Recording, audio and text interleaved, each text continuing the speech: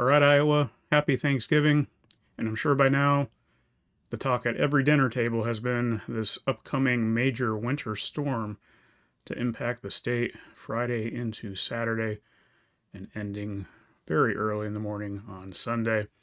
On your screen right now are the current watches and warnings and advisories. And you can see the pink shaded area is a winter storm warning for almost the entire state, except for the southern tier here, which is still under a winter storm watch. Advisory here in the purple, or currently nothing at all, but I expect all of that area will probably change as we get closer to this event and there is just a bit more certainty. We'll look ahead here at the European model and just depicting what the precipitation is going to look like and when. This will enter the state midday on Friday and leave again by very early on Sunday. So essentially we're looking at a 24-hour, give or take, winter storm here that will move through the Midwest. And for us, mostly the state of Iowa will see snow from this. Now, I'm sure you all are very interested in what the totals were going to be. That's always the big story with these major snowstorms. And we'll first look at the European model. You see up here. And you can see a lot of pink across the state there. That's some pretty heavy snow, especially this time of year. Des Moines here in central Iowa, about 10 inches, 10 to 11 inches is being depicted. Heavier amounts down here around Keokuk in southeast Iowa. But again, that is only one model and one product from one model. Here is the GFS, and you can see the trend is a bit more south with this model, but still in Des Moines, showing about 10 inches of snow here, heavier amounts to the southeast. So what's the National Weather Service have to say about all this?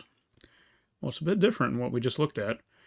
You can see here in central Iowa, maybe more than a foot, and higher amounts here in, I will say, like Grundy County and Franklin County, all the way back down here to Cedar Rapids, over to Dubuque, maybe a foot. Why is the National Weather Service higher than the prior two major models that we look at? Well, within the models, there are two products. There's a standard, we'll go back here, 10 to 1 ratio, which assumes that for the equivalent of 1 inch of rain, you'll typically get 10 inches of snow. But there's another product called the Kuchera ratio, and that factors in how much moisture or humidity is in the air and temperature. Now, I'm not a mathematician or a degreed meteorologist, so I'm not going to get into the exact details, but this typically models a higher amount. And one piece of, I guess, chatter that I've been hearing across to the weather Twitter, weather X universe is how much moisture is being transported north with this storm. So temperatures are going to be, for most of the day on Saturday, in the low 30s, and there's going to be a lot of moisture. So that's why this product of that same GFS model, sorry if I'm throwing a lot of letters at you here, is fairly higher than the 10 to 1 ratio. And that, I believe, is where the National Weather Service is placing their bets. Now, new, I believe this is new, I haven't seen it before, on the National Weather Service page, they have some additional probabilities. And what we're looking at right now is essentially, if you look at the conditions that are forecasted, 9 out of 10 days we're going to get at least, at minimum, the amounts that you're seeing on your screen. So here in Des Moines, we're showing 5 inches, Fort Dodge 8, much of eastern Iowa in the 8 to 9 inch range. So again, that's the highest probability of the minimum amount, I guess is a simple way of saying it. But what's on the other end of that spectrum? Well, here we have a 1 in 10 chance, so 1 out of 10 days, given all the conditions we're looking at, this is the most amount of snow that we would expect. So don't automatically in your mind think, oh, that's what we're going to get. It probably very likely would not be this. In fact, that's in the title, 1 in 10 chance for a 10% chance. But yeah, potentially on the high end of this scale, Fort Dodge, you'd be looking at 17 inches, Des Moines 13, Washington, Iowa City 19 to 20 inches, Dubuque 20 inches. Davenport looks like the winner here at 21.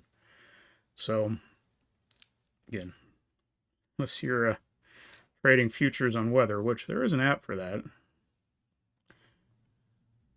those are your chances. All of this, though, all joking aside, should be taken very seriously. Snowfall expected to be at rates of 1 inch per hour. So it's going to be very difficult for plows, snow removal companies to kind of keep up with this as it's coming in. And again, it's going to last a long time. It's going to be here a full 24 hours or more. And this is the Winter Storm Severity Index, and you can see we're expecting major impacts here across central Iowa, especially between Highway 20 and Interstate 80.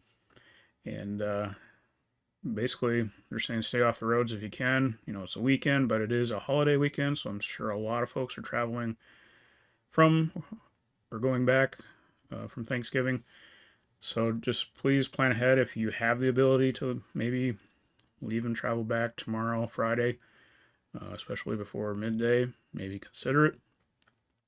Or maybe very, very late on Sunday after this is cleared out and crews have had a chance to work. The one nice thing with this system, we're not expecting a whole lot of wind. Sunday, winds are expected to be in the teens, so we're not going to see a ton of drifting or blowing snow, or especially any kind of blizzard whiteout conditions. Except while the snow is falling, it is probably going to be very, very heavy. Just to put this in perspective, for this time of year, November's average snowfall in Des Moines anyway is only 2.7 inches, and even in December, we average under 8. So this one storm will probably exceed both months combined, at least here in Des Moines. And there is a few other details about the storm I do want to mention, especially for folks out west and to the southwest. Temperatures may be just warm enough that you start with some icing, which, as you know, ice underneath snow is not great. So even though these folks down here, like say Red Oak and Creston and whatnot, may not get as much snow, it may be just as treacherous given the probability of some ice underneath that snow.